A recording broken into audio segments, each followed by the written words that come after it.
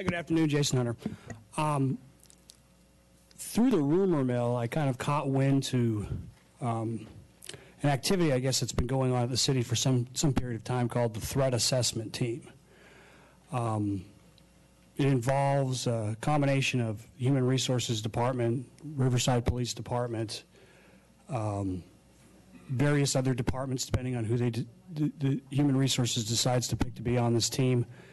They're getting together and, I guess, authorized by the violence in the workplace policy, conducting who knows what kind of activities under the guise of investigating potential criminal threats within the city as far as employees go. Now, I've gotten wind in the rumor mill once again circulating about who was actually chosen to be, I guess, picked to be determined to be a threat. And it just seems to me, just looking at it, that it's very coincidental that the same people who were chosen to be threats were also people who had blown the whistle on various activities, unethical or illegal activities being conducted by the city. It just seems to be there's an overlap there. And so I started asking around various councilmen, boards, and committees and commissions, well, what's your knowledge of this threat assessment team? What's the oversight? What are they doing? And to a man, or to a woman, to a person, or to a committee, they all responded universally the same.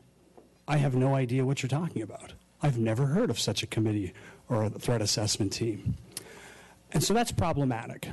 And I think it calls for some sort of review to see what activities this team has been up to and what exactly they're doing and how they're choosing to put people into this program and how much money is being spent, in my opinion, in the case of me, trying to dig up dirt on me and harass me. Just continuing part of the harassment and retaliation that I experience as part of a city.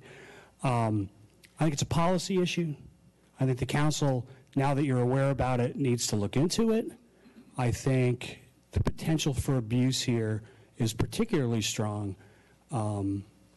particularly, once again, I hate to say particularly over and over again, but when it comes to the sharing of potentially confidential information for law enforcement only, and quite a few of you have law enforcement backgrounds, know what I'm talking about, with non-law enforcement personnel to see whether that's happening.